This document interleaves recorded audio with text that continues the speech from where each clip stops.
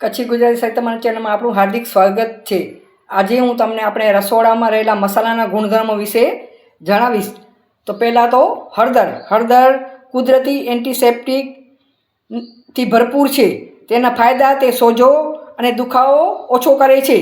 તો ઉપયોગ એની રોગપ્રતિકારક શક્તિ વધારવામાં દૂધમાં નાખીને પીવામાં આવે છે। આવી રીતે એનો ઉપયોગ થાય છે।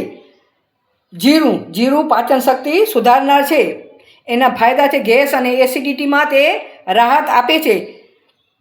વઘારમાં અને છાશમાં તેનો ઉપયોગ કરવામાં આવે છે। આવી રીતે નાખી અને આપણે એનો ઉપયોગ કરી શકીએ છીએ। ક્યારેક આપણું ગભરામણ જેવું થતું હોય ને આપણે એમ થાય ઉલટી ઉપકા જેવું છે તો થોડોક ચપટી આપણે જીરું મોઢામાં નાખી જઈએ તો એનાથી રાહત થાય છે ને આ મારો જાત અનુભવ છે બરાબર। મેં એનો ઉપયોગ કરેલો છે। મરી એન્ટી ઓક્સિડન્ટથી ભરપૂર છે। તેના ફાયદા છે શરીર ઉધરસ અને કફ મટાડે છે। તેને ઉકાળો અથવા ચામાં નાખીને પીવામાં આવે છે। એવી રીતે અનગણિત એના ઉપયોગ છે। અને આપણને ગેસ થયો હોય ઘરે આપણા પાસે એમ થાય કે ઘરમાં કોઈ આપણી પાસે દવા બીજું કોઈ છે ઘરમાં આપણી પાસે મરી પડ્યા હોય લસણ પડ્યા હોય તો તમે 2 મરી ને 1 નાની કળી લસણની કાચા લસણની કળી તમે એમ ચગરીને તમે ખાઈ જાઓ અને ઉપરથી પાણી પી જાઓ તો તરત ગેસમાં રાહત થાય છે। પછી હિંગ પેટના વાયુને દૂર કરનાર છે। પેટનો દુખાવો અને આફળો મટાડે છે।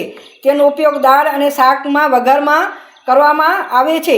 નાના બાળકોને 6 મહિનાથી ઉપરના બાળકો હોય જો એને ક્યારેક આમ પેટ ભારી દૂધ પીતા હોય બહારનું ખાતા હોય અને પેટ ભારી થઈને ગેસ જેવું થઈ જાય તો ચપટી તમે સહેજ આમ મોઢામાં તમે હિંગ એને ચટાડી શકો છો। એનાથી એને રાહત થાય છે। પછી ધાણા જીરું તે શરીરને ઠંડક આપે છે। પાચન ક્રિયાને શાંત રાખે છે અને દરેક શાકનો સ્વાદ સુગંધ વધારવા માટે તે ખૂબ જ ઉપયોગી છે। અને શુગર કંટ્રોલને મદદ કરવા માટે તજ ખૂબ જ ઉપયોગી છે। તજને આપણે ચામાં નાખીને કટકું પીવું જોઈએ। અઠવાડિયામાં 1 વખત તજવાળું પાણી પીવું જોઈએ। એનાથી ડાયાબિટીસમાં ખૂબ એવી રાહત થાય છે। અને આ કાળા મરી અને તજમાં સોજા વિરોધી ગુણો હોય છે જે શરીરમાં અંદરનો સોજો અને સાંધાના દુખાવામાં મદદરૂપ બને છે। એના બધા આ ફાયદા છે। આવી રીતે આપણે એનો ઉપયોગ કરવો જોઈએ ને ગરમ મસાલાની પ્રકૃતિ અત્યંત ગરમ હોય છે।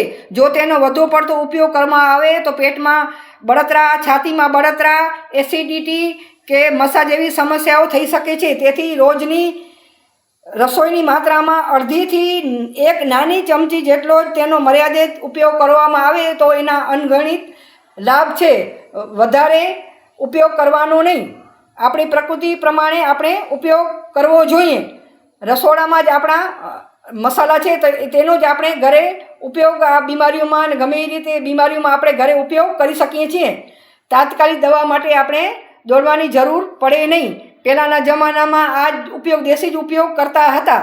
એનાથી આમ થોડો ટાઈમ લાગે પણ તાત્કાલિક તો અસર ન થાય પણ નુકસાન તો કરે જ નહીં।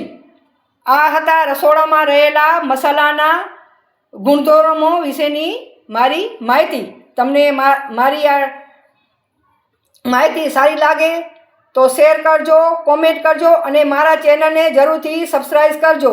આભાર તમારો।